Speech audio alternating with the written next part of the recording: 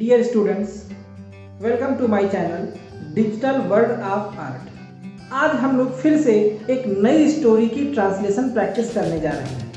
हम लोग लगातार स्टोरीज की प्रैक्टिस करते रहेंगे जिससे कि बोर्ड परीक्षाओं का समय आते आते हम लोग किसी भी पैराग्राफ को ट्रांसलेट करने में एक्सपर्ट हो जाएं। तो चलिए आज की स्टोरी को हम लोग बनाना प्रारंभ करते हैं। डियर स्टूडेंट्स, जिस स्टोरी को हम लोग आज ट्रांसलेट करने जा रहे हैं वह सन 2013 की बोर्ड परीक्षा में आ चुकी है। बोर्ड परीक्षा में आई हुई स्टोरीज को ट्रांसलेट करने का हमारा सिर्फ एक ही मकसद है कि हम इस बात का अंदाजा लगा सकें कि हमारी बोर्ड परीक्षाओं में किस लेवल के ट्रांसलेशन आते हैं और हम उनको कितना अच्छे से बना सकते हैं। तो चलिए हम लोग आज का ट्रांसलेशन स्टार्ट करते हैं।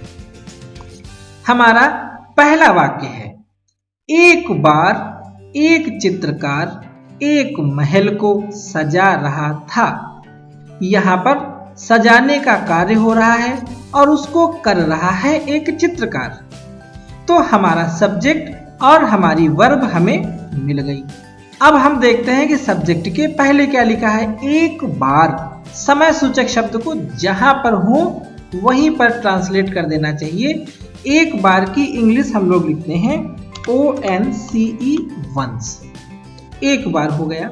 एक चित्रकार, चित्रकार के लिए हम लोग आर्टिस्ट या पेंटर दोनों में से कोई एक शब्द यूज कर सकते हैं। हम लोग यहाँ पर पेंटर का यूज करने जा रहे हैं। तो एक चित्रकार, ए पेंटर PAINTER पेंटर, सजा रहा था पास्ट कॉन्टिन्यूअस। वाज सजाने की इंग्लिश होती है डेकोरेट करना, तो हम कहेंगे DECORATING डेकोरेटिंग। सजा रहा था, क्या सजा रहा था? एक महल, तो हम कह देंगे APALACE पैलेस। Full stop. हमारा पहला ट्रांसलेशन कंप्लीट हुआ। Once a painter was decorating a palace। हमारा दूसरा वाक्य है, जब वह दीवारों को रंग रहा था तब उसके हृदय में अपने कार्य को दूर से देखने की इच्छा हुई। हमारे इस वाक्य में कामा हमारे वाक्य को दो भागों में बांट रहा है। पहला भाग जब से प्रारंभ है, दूसरा भाग तब से प्रारंभ है। जब और तब जब हमारे वाक्य में होता है तब हम उस वाक्य को when से बनाते हैं, यानी हम इसको प्रारंभ करेंगे when से। तो शुरुआत करते हैं when। वह रंग रहा था, ये भी कॉन्टिन्यूअस टेंस है। वह के लिए हम प्रयोग करेंगे ही का वाज, और रंगने की होती है पेंट करना, यानी PAINTING पेंटिंग। किसको? दीवारों को।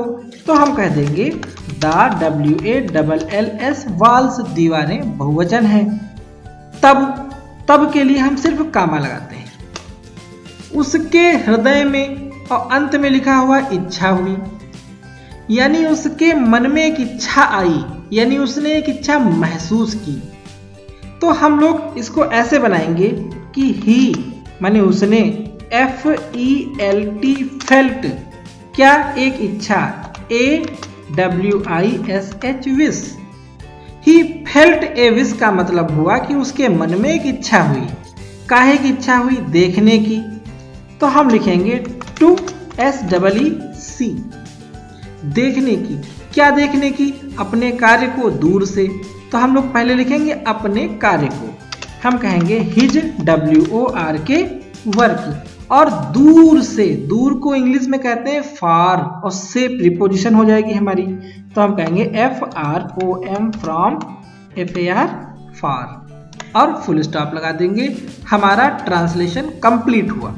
हम इसको पढ़ेंगे When he was painting the walls, he felt a wish to see his work from far। हमारा अगला वाक्य है, पीछे हटते हटते वह चबूतरे के छोर तक पहुंच गया। यहाँ पर भी पहुंचने का कार्य किया गया वह के द्वारा, यानी सब्जेक्ट है वह, वर्ब है पहुंच गया। लेकिन वह के पहले भी कुछ है, पीछे हटते हटते। लेकिन पीछे हटते हटते इस शब्द को इंग्लिश में ट्रांसलेट करना कुछ कठिन है, तो हम लोग इसके सेंस को समझते हैं। इसका सेंस ये है कि जिस समय वो पीछे हट रहा था तब वो चबूतरे के छोर तक पहुंच गया। तो हम इसको ऐसे ट्रांसलेट करें कि जब वह पीछे की ओर चल रहा था।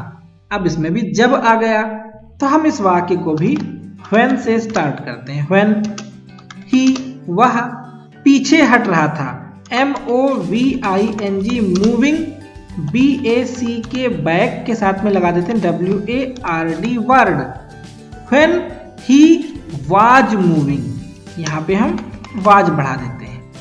तो when he was moving backward, जब वो पीछे की ओर चल रहा था, कामा लगा दीजिए। वह चबूतरे के छोर तक पहुंच गया। वह मतलब ही पहुंच गया, REACHED रीच्ड, वो पहुंच गया। कहाँ पहुंच गया? छोर तक। छोर का मतलब अंतिम सिरा, तो हम कहेंगे to the end, END end. और काहे के? चबूतरे के, ऑफ द, चबूतरे को इंग्लिश में हम कहेंगे platform, PLATEFORM, platform. Full stop लगा देंगे। हमारा सेंटेंस कंप्लीट हुआ। When he was moving backward, he reached to the end of the platform. हमारा अगला वाक्य है, यदि वह एक कदम और पीछे हट जाता तो वह पृथ्वी पर गिर पड़ता। यहां पर भी कामा लगा हुआ है और हमारा पूरा वाक्य दो भागों में बटा हुआ है। पहला हिस्सा यदि से प्रारंभ है और ये एक शर्त को दिखा रहा है। दूसरा हिस्सा तो से प्रारंभ है, यानी वो परिणाम को दिखा रहा है। जब हमारा वाक्य यदि से प्रारंभ होता है तो हम लोग उसको इफ से प्रारंभ करके ट्रांसलेट करते हैं। तो हम इसको बनाना प्रारंभ करते हैं। हम लिखेंगे इफ, यदि वह ही पीछे हट जाता एक कदम और, तो इफ ही MOVED मूव्ड माने चलता, एक कदम और, one more STEP step, step माने होता है कदम, वन मोर स्टेप, एक कदम और पीछे, बिहाइंड। अब हम कामा लगा दें। इफ ही मूव्ड, अगर वो चलता, वन मोर स्टेप, एक कदम और, बिहाइंड माने पीछे, क्या होता? वो पृथ्वी पर गिर पड़ता। तो हम यहां पर लिख दें he would, WOULD would, fail, गिर पड़ता, संभावना है ये, तो हम वुड का प्रयोग कर देंगे। He would fell down the ground, नीचे जमीन पर। तो नीचे का क्योंकि भाव है तो हम यहां पर डाउन का प्रयोग करें, ये इसकी एडवर्ब के रूप में काम करेगी। तो हम लिखेंगे DOWN down, the GROUND ground. हमारा सेंटेंस कंप्लीट हुआ। If he moved one more step behind, he would fell down the ground. हमारा अगला वाक्य, उसके नौकर ने उसे देख लिया। उसके नौकर ने, हिंदी के वाक्य में जिसके साथ में ने लगा हो वही कार्य करने वाला होता है, यानी वही सब्जेक्ट होता है। तो यहां पर सब्जेक्ट है उसके नौकर ने और वर्ब है देख लिया, जो बचा वो ऑब्जेक्ट हो जाएगा, यानी उसको, यानी उसे। तो हम लोग इसको ट्रांसलेट करते हैं। उसके नौकर ने मतलब हिज सर्वेंट, SERVANT सर्वेंट, उसके नौकर ने देख लिया। सी की सेकेंड फॉर्म हम कहेंगे SAW सा, और उसे मतलब हिम। तो हमारा वाक्य कंप्लीट हो गया। हिज सर्वेंट सा हिम, उसके नौकर ने उसे देख लिया। अगला वाक्य, उसने एकदम दीवार पर रंग का बर्तन फेंक दिया। उसने फेंक दिया, उसने सब्जेक्ट हो गया, फेंक दिया वर्ब हो गया। बाकी का हमें उसके बाद लिखना है। सबसे पहले हमें सब्जेक्ट और वर्ब को देखना होता है। अब एकदम, एकदम का मतलब होता है अचानक, तो एकदम एक एडवर्ब है, वो हमारी वर्ब के साथ में लगेगी।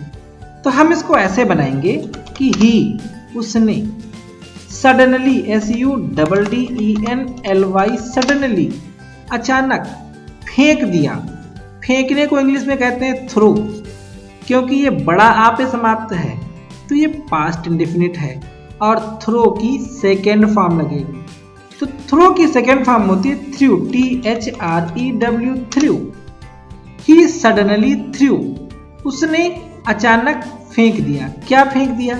रंग का बर्तन। तो रंग के बर्तन को बनाओ, the pot of colour, the POT, pot of COLOUR, colour. और कहाँ फेंक दिया? दीवार पर, ऑन द वॉल। तो यहां पर हमारा सेंटेंस बन गया, he suddenly threw the pot of colour on the wall, उसने अचानक फेंक दिया रंग का बर्तन दीवार पर। आगे दिया गया है, नौकर के व्यवहार पर चित्रकार को बहुत क्रोध आया। नौकर के व्यवहार पर, ये कंडीशन है। चित्रकार को बहुत क्रोध आया, क्योंकि क्रोध आया चित्रकार को, तो हमारा सब्जेक्ट क्या है? चित्रकार, और वर्ब क्या है? क्रोध आया। तो हम ये कहेंगे द पेंटर, PAINTER, पेंटर, क्रोध आया, BECAME, became, VERY, very, ANGRY, angry। became very angry मतलब बहुत नाराज हुआ या बहुत क्रोधित हुआ। सेंस यही होगा, उसको क्रोध आया। काहे पर क्रोध आया? नौकर के व्यवहार पर। तो हम कहेंगे एट द, व्यवहार को कहते हैं behaviour, BEHAVIOUR, at the behaviour of the servant. हमारा सेंटेंस कंप्लीट हुआ कि द पेंटर, चित्रकार, बिकेम वेरी एंग्री, बहुत नाराज हो गया, एट द बिहेवियर, व्यवहार पर, ऑफ द सर्वेंट, नौकर की। उसके आगे, वह तुरंत उसे दंड देने के लिए आगे बढ़ा। वह तुरंत, तो ही, एट वंस, वह तुरंत आगे बढ़ा। तो हमारा सब्जेक्ट है वह, वर्ब है आगे बढ़ा। हम इसको ट्रांसलेट करते हैं।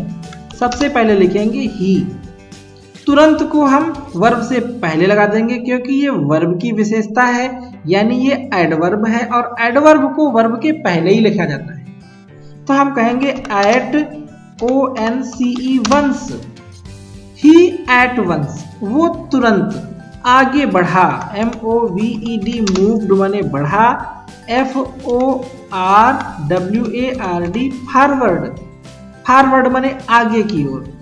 ही एट वंस मूव्ड फॉरवर्ड, वो तुरंत आगे बढ़ा। क्यों आगे बढ़ा? उसे दंड देने के लिए। तो टू, PUNISH, टू पनिश, उसको सजा देने के लिए। ये इन्फिनिटिव है। किसे? उसे, मतलब हिम, नौकर को। तो he at once moved forward to punish him. अगला वाक्य, नौकर ने रंग फेंकने का कारण बताया। नौकर ने हो गया इस वाक्य का सब्जेक्ट, बताया ये है वर्ब, यानी सब्जेक्ट और वर्ब मिल गया। अब हम ट्रांसलेशन स्टार्ट कर सकते हैं। तो हम लिखेंगे द सर्वेंट, SERVANT, सर्वेंट, नौकर ने बताया, TOLD, टोल्ड। क्या बताया? रंग फेंकने का कारण। तो हम कहेंगे द REASON, रीजन, कारण, ऑफ मतलब का, throwing, THROWING, throwing the color. The servant told the reason of throwing the color. और हमारा ये सेंटेंस कंप्लीट हो गया। अब इस स्टोरी का हमारा अंतिम वाक्य है, तब उस चित्रकार ने खुश होकर नौकर को बहुत सारा इनाम दिया। इस वाक्य में दो बातें हैं। पहली बात, चित्रकार ने खुश होकर, यानी चित्रकार पहले खुश हुआ, फिर उसने नौकर को बहुत सारा इनाम दिया। अगर कभी हमको ये महसूस हो कि ये वाक्य ज़्यादा बड़ा है और इसमें दो बातों का जिक्र है, हम इसको तोड़ सकते हैं। हम ये कह सकते हैं, तब चित्रकार बहुत खुश हुआ। Then the painter became very happy. उसने नौकर को बहुत सारा इनाम दिया। He gave the servant a lot of reward. तो ये दो टुकड़ों में बन जाएगा। सिंथेसिस सीखने का मतलब ही यही होता है कि हम जिस तरह से दो या दो से अधिक वाक्यों को जोड़ करके एक वाक्य बनाते हैं, उसी प्रकार से हम किसी बड़े वाक्य को छोटे छोटे टुकड़ों में भी बांट सकते हैं और उसमें कोई बुराई नहीं है, बल्कि ये हमारे कार्य को सुविधाजनक बनाता है। लेकिन हम इसको अगर ऐसे ही बनाएं, तब हम इसको कैसे बनाएंगे? तो चलिए ये भी सीख लेते हैं। हमारा प्रारंभ हो रहा है तब से। हम लोग सबसे पहले लिखेंगे देन। तो लिख देते हैं देन, यानी तब। उस चित्रकार ने खुश होकर के नौकर को बहुत सारा इनाम दिया है। सब्जेक्ट एक है, क्रियाएं दो हैं। पहले क्या हुआ? खुश हुआ, इनाम बाद में दिया। तो खुश होकर हम इसको जीरण से बनाएंगे, बीइंग हैप्पी, यानी खुश होकर के, और कामा लगा देंगे। उस चित्रकार ने नौकर को बहुत सारा इनाम दिया। तो उस चित्रकार ने द PAINTER पेंटर, दिया वर्ब है, गेव किसको? नौकर को, द SERVANT सर्वेंट। अब क्या दिया? बहुत सारा इनाम। बहुत सारा को हम लोग कह दें ए लॉट ऑफ, और इनाम यानी प्राइज, रिवार्ड, कुछ भी लिख दें, REWARD, रिवार्ड। हमारा सेंटेंस कंप्लीट हुआ। Then being happy, the painter gave the servant a lot of reward. और इस तरह से ये हमारी स्टोरी कंप्लीट हो गई। साथियों, हम लोग जब भी कोई नई स्टोरी बनाते हैं तो कुछ नई मीनिंग, कुछ नए नियम और कुछ नई कंडीशंस सीखते हैं। इसी तरह से हम एक एक पैराग्राफ ट्रांसलेट करते रहेंगे और नई नई चीज़ों को सीखते रहेंगे। मुझे उम्मीद है कि ये वीडियो आपको ज़रूर पसंद आया होगा। वीडियो पसंद आया हो तो इसको लाइक व शेयर करना मत भूलिएगा। हमारे चैनल के साथ जुड़ने के लिए आप सभी का बहुत बहुत धन्यवाद।